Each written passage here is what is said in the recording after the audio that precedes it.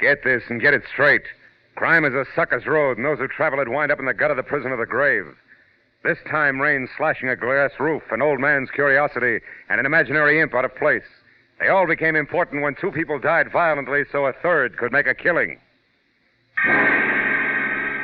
From the pen of Raymond Chandler, outstanding author of crime fiction, comes his most famous character in The Adventures of Philip Marlowe.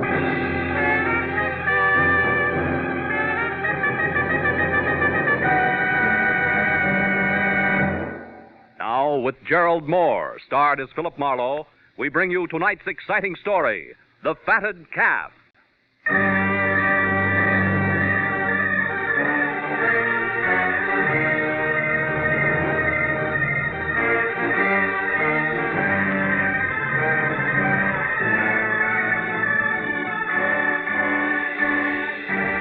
The first film of the season came as a surprise. It always does in L.A., where somehow or other people are never ready for it. It's funny in a town where people are ready for anything. Where every year the opening slash of lightning stands nerves on edge and cracks composure like it was so much Dresden china. And by 5 o'clock in an afternoon of driving rain and thick gray sky, I was no exception. I wasn't helped any by the arrival of a special delivery letter. A $100 bill enclosed, which dragged me out of my suddenly cozy office, into my car and over to Studio City in the San Fernando Valley, where, according to the letter, Junius Poppy, the veteran cartoonist and creator of the impish Peter Pageant comic strip, wanted to see me at once. But as I wound up the spiral of macadam called Sunswept Drive toward number 3840, I forgot about the storm around me and wondered instead about the man I was going to meet. Wondered just how many parts Pixie, the originator of a half-leprechaun, half-very funny human being who tickled the nation's satiric funny bone daily from coast to coast was going to be. And when I was parked in front of the place, which was a few million raindrops bouncing off a roof that was all glass, out of my car and going to the front door, I had made up my mind. Junius Poppy had to be small, slight, delicate, and maybe self-effacing, but certainly pleasant. Mr. Marlowe? How wrong can I be? Huh? Mr. Poppy. Yes, of course. Come in. You're getting wet. Follow me. But don't touch anything. You're soaked. Junius Poppy was tall, heavy-set, gruff, and a crab. I dripped little puddles of water behind him through a long hall into a studio, which was a half a dozen easels under twice as many fluorescent lights, and a litter of Peter Pageant drawings everywhere. Then, while Mr. Poppy did not offer me drink, cigarette, or even chair, I became resourceful. I took off my own coat, dropped it in a corner where it sloshed into a disgruntled heap, and I defiantly lit a cigarette and started to... Please, I despise tobacco. Oh, excuse me. Now, first, Mr. Marlowe, a few facts. I've been drawing Peter Pageant for 27 years, but unlike most of the syndicated cartoonists, I employ no staff. We use no material, allow nothing to be published that I haven't created personally, down to the last stroke of the pen. However, I do have an assistant who serves two purposes. One, he inks in the balloon. What? The circle is where the words go. Oh. And two, and more important, he watches me work daily so that when I'm gone, yes, even cartoonists die, you know, Peter Pageant will continue uninterrupted. My assistant is named Sid Kagan. And he, to be more exact, his wife, Louise, is the reason I'm hiring you. Twice I opened my mouth to ask a question, but twice he waved the question aside. So liking him less by the minute, I listened to him tell me what for the past week Kagan had been. First preoccupied, then upset, and finally rebellious. Poppy, a bachelor who didn't want to lose a good man because of anything as trivial as a marital problem, had investigated and learned that Louise Kagan had spent a week in San Francisco recently. But he hadn't learned any more because an appointment he had made with her to talk it all over, since the sleuthing was not subtle, hadn't quite come off. Yesterday, Marlowe. We were to meet at a cocktail lounge. I was early, and so I saw her come in and sit down. She's the type of tall brunette you don't miss. I was about to start toward her when she suddenly leaped from her table and hurried out of the place. For no reason? Please don't interrupt me, Marlowe. Of course she had a reason. She was frightened at the sight of a man approaching her. He was very ugly. Patent leather hair, sallow complexion, eyes that belonged on a hawk. He followed her out, but she got away from him. And then he disappeared, too. And Louise hasn't called you since to explain? Until late last night, no. And then she apologized and lied about why she didn't show up. Forgot, she said. Casual-like, huh? Overly casual-like, Mr. Manor. Please don't touch those drawings. Oh, I'm sorry. Yes, now. We made another appointment for 6:30 tonight at a different place. An artist hangout called the Talisman on Lancashire. This time, Marlowe, I want you to go in my place. Perhaps my approach is too mechanical. There's just a chance. Now, Mr. Poppy, a few questions. First, the Kagan's home address. 717 Magnolia Boulevard. 717. And Kagan himself, he's still working for you regularly? Yes, although he called this morning, said he was sick. Now, please ask your questions quickly. I must return to my work. Peter Paget's schedule, 4 frames a day, hasn't been interrupted in 27 years. Oh, here, this might interest you. Here, take a look at this. The last frame has a lot of detail. Yeah, it has. Peter addressing the U.S. Senate, huh? It's cute. You always work in pencil and ink in later? Yes, that's right. Now, anything else? Yeah, there is, Mr. Poppy. The whole business. Kagan's problem. I mean, if it's only a case of a gal not being true to a guy, I quit, and you get your dough back. I graduated from the over-the-transom class. Louise Kagan is not the kind of girl who plays around. I know. What makes you so sure? Well, for one thing, an example. Maynard Roper. Who? Maynard Roper. He's an agent for Empire Features, the syndicate that handles my work. And though extremely handsome and what the ladies would call smooth, he got no place being, shall I say, attentive to Louise. I could tell, I observed. Now, satisfied? For the moment, I can still play that Roper just wasn't her type. I'll call you later, Mr. Poppy. Goodbye. And don't bother showing me out. I can find the way myself.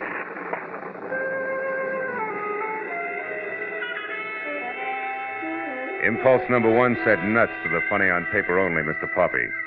But impulse number 2 said, quiet, Marlowe. It's the storm that's making you jumpy, and there's a $100 bill in your pocket. So I got into my car and drove the 1.5 miles to 717 Magnolia Boulevard, where I figured I'd look over the Kagan home grounds before it was time for me to show as the talisman. As I drove past the place, I saw there was a light in the living room. And a woman, brunette and attractive, who was no doubt the lady of the house, paging through a magazine. And things stayed like that each time I came around the block. But 20 minutes later, when I parked in front of a nearby corner drugstore to get cigarettes, I forgot the lady of the house because getting out of a parked car in front of me was a man with sallow complexion and eyes borrowed from a hawk, easily seen by the rain-splashed light from the display windows. And when he hurried inside into a phone booth, I saw the patent leather hair Mr. Poppy had already described. And he got his call through and turned his back to the street. I moved quickly to his car, opened the front door, struck a match, and read the name and address on the owner's card strapped around the steering wheel. It was Bert Slack, 200 Central Avenue, San Francisco, California. The city in which Louise Kagan had recently chosen to spend a week. The clock on the dashboard reminded me it was 6:15 and time to head for my rendezvous with the talisman. But a little voice deep inside said Mr. Bert Slack shouldn't.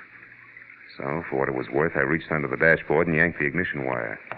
Then I got back into my car, hoping to gain 10 minutes, and headed toward the club on Lancashire Boulevard.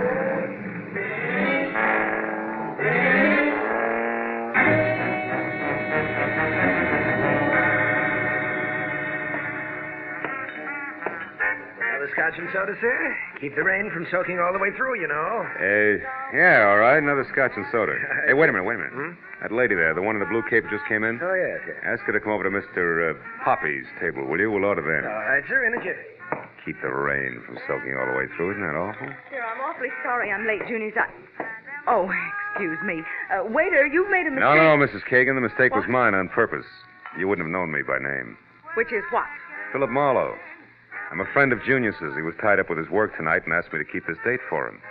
Like a drink? No, thanks. I haven't got the time. But why didn't Junius call me or leave a message here? I don't know.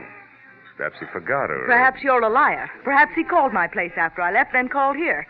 Waiter. Yes, ma'am? Will you please check with the captain and see if anyone left a message for Mrs. Kagan, please? Yes, ma'am. And on your way back, 2 scotch and sodas, huh? Yes, Now, just a minute, Mr. Marlowe. I've already said no.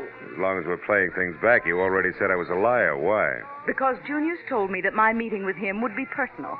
And since he's gone far enough out of his way to even call me on the telephone about it, it must also be important to him. It is. As important to him as, say, San Francisco is to you. So you're not really a friend of Junius Poppy? Not buddy-buddy, no. But I am a friend of Bert Slack's. You know Slack? Yeah. Now, why don't you sit down, Louise? Our drinks are coming. Well, here we are. 2 scotches and sodas. Just the thing to keep the rain... Oh. I already said that once, didn't I? Yes, you did. Yeah, well, 2 scotches and sodas, just like you ordered. Oh, and no message for you, Mrs. Kagan. Thank you. Mr. Marlowe, you know about San Francisco, you know about Bert Slack, and somehow or other you know I was supposed to meet Junius Poppy here, and he couldn't make it. So why don't you just sit here and think it out all by yourself, huh? I'm going. Come back here. Let go of my arm. When I'm ready, gentle lady. Which might be right now, don't you think? Oh, Maynard, thank heaven you're here. I usually am, Louise. Well, my good man, have you reached a decision? About the young lady's arm, I mean. Let go. Maynard, please see that he doesn't follow me. It'll be a pleasure, Louise. What are we drinking, Mr. Marlowe. Scotch and soda. Wonder what keeps that from soaking through. Maynard Roper, the handsome syndicate agent Junius Poppy had tagged very smooth, was also very snide. When he slid into the booth next to me and we each had a fresh drink while Louise Kagan put distance between us, I knew that the urge I had to punch him in his finely chiseled Grecian nose could not be blamed on the stormy weather. It would be just as much fun on a sunny day. And a couple of minutes later, when he got up, flashed, glistening uppers and lowers at me, and started to leave with a worse than snide, "Bye-bye, boy." I had to hold on tight. Somewhere along the line, I slipped. "Hey, Roper, you forgot something." Oh? Well, what is it? This. Lothario. Also, you didn't thank me for your drink. It was rude of you. Bye-bye, boy.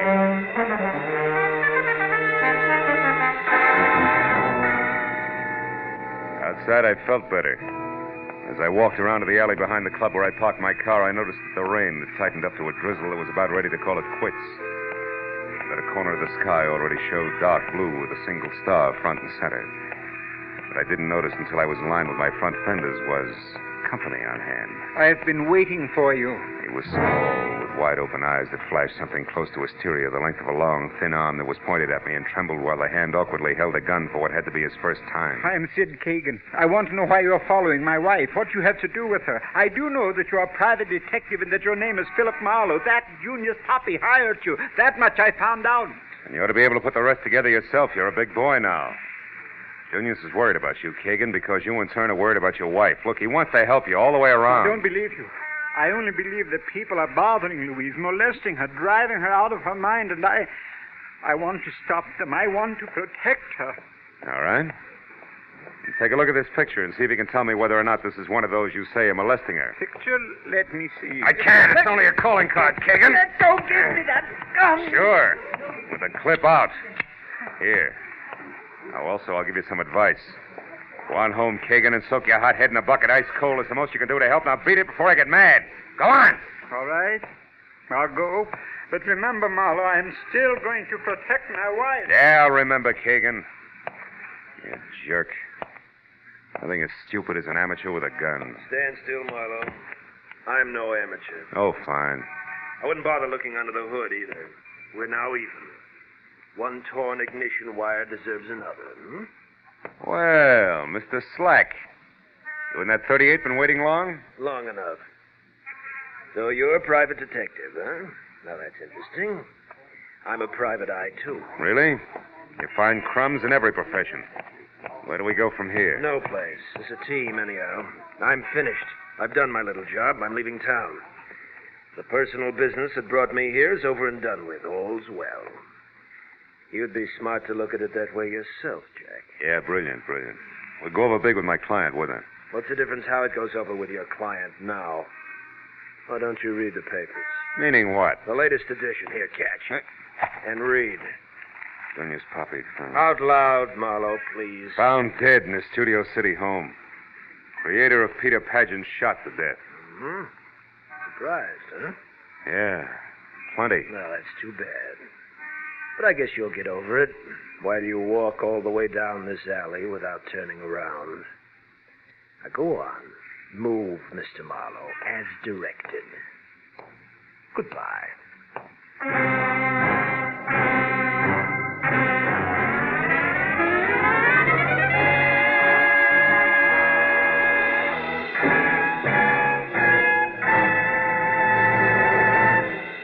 In a moment, the second act of Philip Marlowe.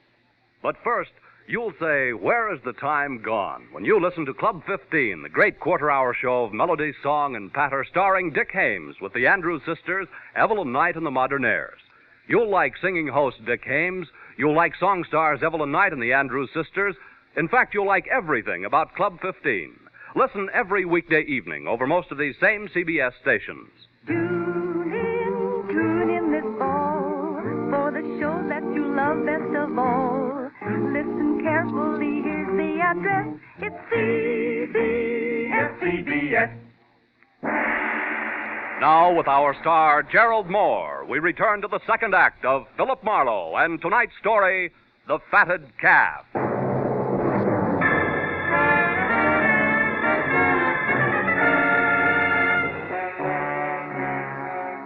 When the man named Slack with a code of ethics to match said walk, I walked.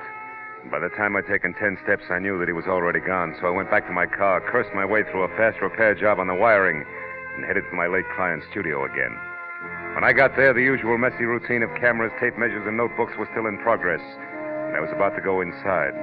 But changed my mind when I saw Louise Kagan step blithely out the door and walk almost jauntily over the flagstones that led from the house to the parking area.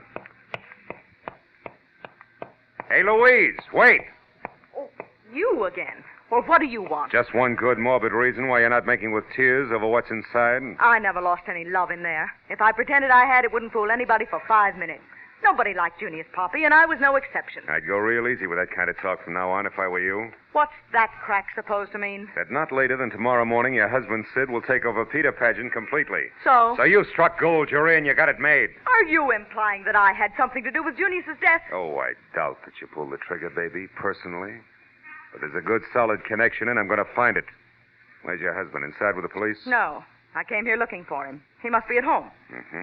How much do the cops know so far? Nothing except that Junius died between 2 and 3 hours ago. Look, why don't you trot in and ask them yourself, Quizmaster? I don't think they can help me. You see, I'm still interested in a big, ugly question mark all wrapped up with San Francisco. Look, Mr. And before I turn loose of it, I'll understand it, believe me. I'm going over to your place now to talk to Sid. Can I give you a lift? No, thank you. Suit yourself. I'll get there ahead of you, and I might find something you wouldn't want me to know about. All right. I'll ride with you. Let's go. Let's do that. Get in.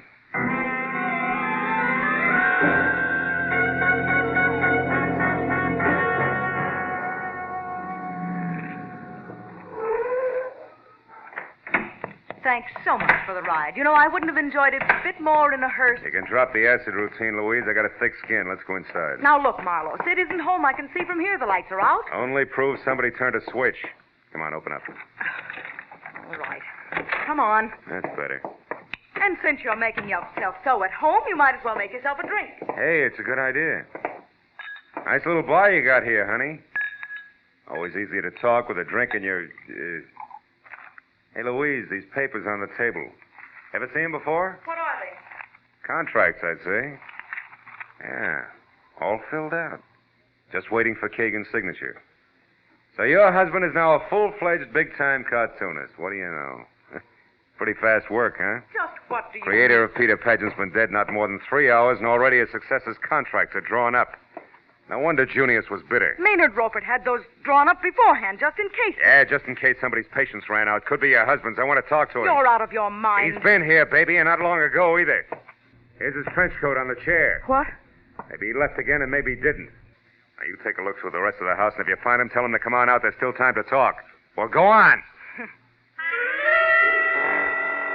She gave me a glare that said she'd like to run my head through a garbage disposal unit and walk past me into the hall. As I held the trench coat, I saw an interesting smudge on the elbow of the right sleeve. It was an imprint of the little cartoon character, Peter Pageant, in the exact pose I'd seen earlier. Peter Pageant addressing the United States Senate. It could only mean one thing. The right sleeve of the coat I was holding had been jammed down into wet ink on Junius Poppy's drawing board shortly after I'd left his studio at night. I was still looking at the coat when Louise came back.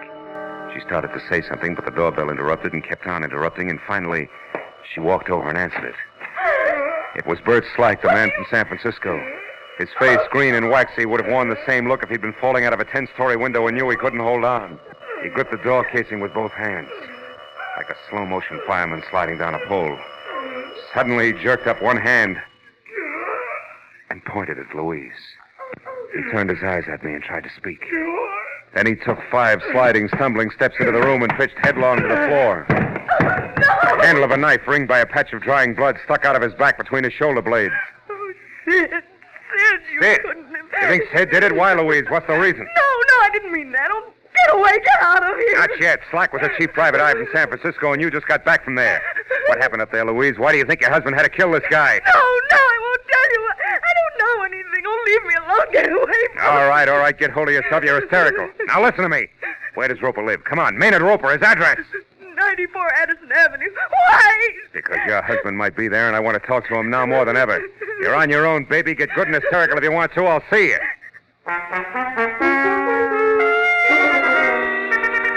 94 Addison Avenue was a shellac pine under ivy bungalow hiding behind 10 feet of manicured hedge and flanked by a small swimming pool that involved more chromium than water. When the door opened in response to a deep-toned gong, I saw several $1,000s worth of Chinese modern doodads behind the quilted silk smoking jacket wrapped around Maynard Roper, who first glared a helping of hate at me and then changed his mind and smiled. Well, hello, Marlowe. You seen our hot-tempered Louise lately? Yeah, I just left her. She had the temper scared out of her when a guy died on a living room floor. How horrible. Yeah. This one had a knife in his back. He'd been carrying it for some time. Made it as far as Kagan's because he had something important to say, but he couldn't get it out. His name was Slack from San Francisco. Ever hear of him? Slack? Why, no. Hey, tell me, have you seen Sid Kagan recently? I mean, within the last hour? Yes, twice. Once when I took his new contracts to his place, and again when he came here to talk them over. He left a few minutes ago. Say where he was going? No. Wait. He did say he intended to stop at a drugstore. He had a headache. Which drugstore? Well, the one down the street about a block. Mm-hmm. Oh, but look, Marlowe, surely you don't really believe that Sid killed this man? He had a motive. Do you realize what you're saying? What have you got to go on, actually? A slip his wife made, and a Peter Pageant that turned up out of place. Oh, Louise was no doubt hysterical. Under those circumstances, I'd be, too. And as for Peter Pageant, don't forget that Sid's been practicing him for 6 years. He probably combs Peter Pageant's out of his hair at night. Not this one. It was on a trench coat sleeve. I found it in Sid Kagan's living room. It was picked up from wet ink on Junior's Poppy's drawing board tonight. In fact, it was the last Peter Pageant Junior's drew before he was killed. That's what I've got to go on, Mr. Roper, so thanks and good night.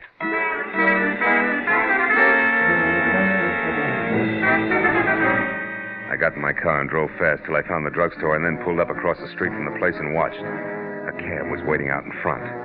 When the door opened in the store, I started to get out, but stopped again as Sid Kagan, the collar of his trench coat turned up high, and both hands thrust deep in his pocket, shouldered his way out.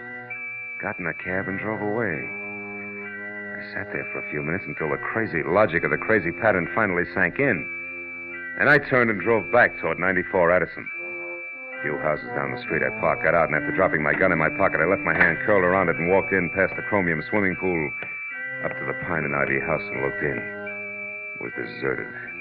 I turned and started for the gate again, but that was as far as I got. I'm not inside, Marlowe. I'm here behind you. Don't move. Automatic and all, huh? Didn't think you had nerve enough to stick here and wait for me, Roper. I had no choice. Raise them up slowly and don't turn around. I'll take your gun first. Okay. Now get inside. So it was your trench coat I found at Kagan's, huh? You forgot and left it there when you took the contracts over. Yes, and when you told me about it, I followed you. I saw you spot Kagan still wearing his coat at the drugstore, and I knew then that you'd come back here after me. Why? Stand still. Sure. You know, you might have gotten away with old Junius Poppy's murder because you were the only one with no motive, apparently. But you cluttered it up by killing your partner, Slack, too. Slack was stupid and loud-mouthed. He'd have double-crossed me or let the cat out of the bag the first time he got drunk. Blackmailers have to keep their secrets or they go out of business fast. With you, it's obvious that I have no choice. It's you or me. Yeah. You're a smart boy, Roper. How'd you manage to cut in on what Slack knew? He tried to find out from me whether Sid loved his wife enough to pay to keep her out of jail and how much he could demand and expect to get. I told you he was stupid. Believe me, chum, the idea of getting rid of Junior so Sid could get enough money to make blackmailing him worthwhile was quite a switch. But one a good agent might think of. Stand still. Don't try for anything on that table. Why not? What are you saving me for? More conversation? No. I just wanted to get my breath. I've had quite a day, remember? All right. Let's go now. Where? Out back to the garage. Go on. Just Marlowe! Baby, Louise!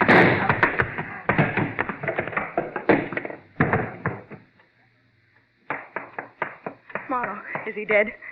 I don't know. I don't think so. You sure picked a sweet time to show up, baby. How'd you manage it? I was out there a long time listening. When I realized what was happening, I came in. Yeah. Save my thick skin or kill a blackmailer. Well, once I killed a man unintentionally. I didn't want to do it again, even him. But tonight, when I thought Sid had stabbed Bert Slack because of it, I couldn't stand it any longer. I came over to find you and turned myself in. The big question mark on San Francisco? Oh, there was a brawl. I got mixed up in it. A man had a gun, and in the struggle it went off and killed him. I was scared silly. I ran away, but Slack had seen the whole thing. He even got the gun with my fingerprints all over it. And, well, that's that. Let's go, Marlowe. Yeah. Okay, baby. Let's go.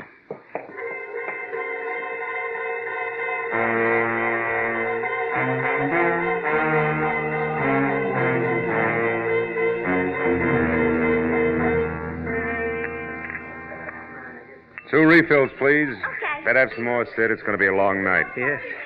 I still can't get it through my head that this has happened, Marlowe. I can't realize it.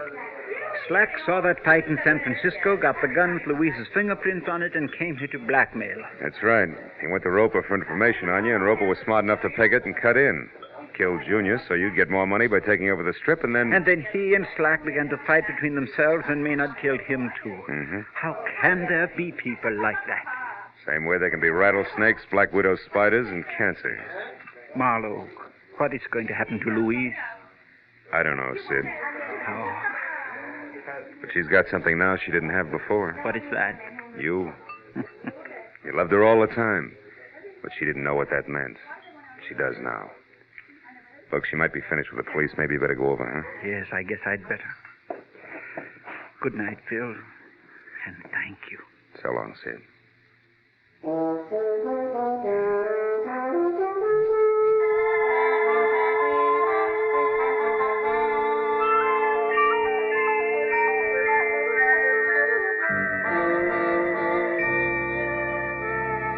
As he crossed the street and went into police headquarters, I turned back to my coffee and thought about Peter Pageant. The impish, whimsical little character with a sly, knowing smile, half sad, half amused at the foibles of the world. Yeah, the world seems more and more to be made of halves. Like that old song. How's it go? Sometimes I'm happy, sometimes I'm blue. Sudden storms and sudden calms. Maybe most of us are only half alive, huh? Take me, for instance. Half of me wants to go home and sit in front of a roaring fire with a drink and a good book. And the other half? Yeah, there's always that other half.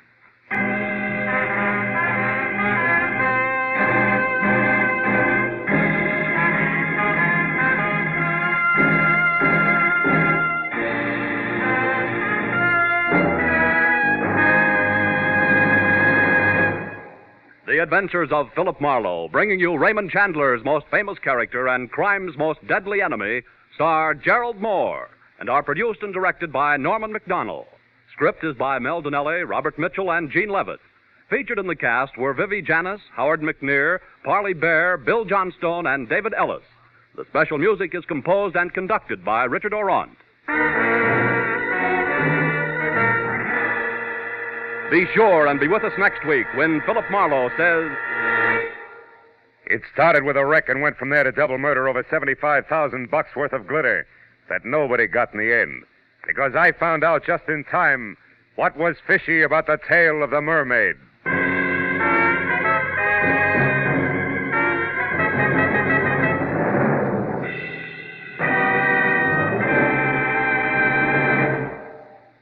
If you want to keep ahead of the headlines, listen every weekday evening, Monday through Friday, over most of these same CBS stations, to Edward R. Murrow with the news.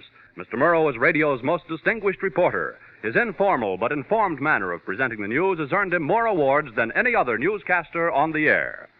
This is Paul Masterson speaking. Now stay tuned for Gangbusters, which follows immediately over most of these same CBS stations. This is CBS, the Columbia Broadcasting System.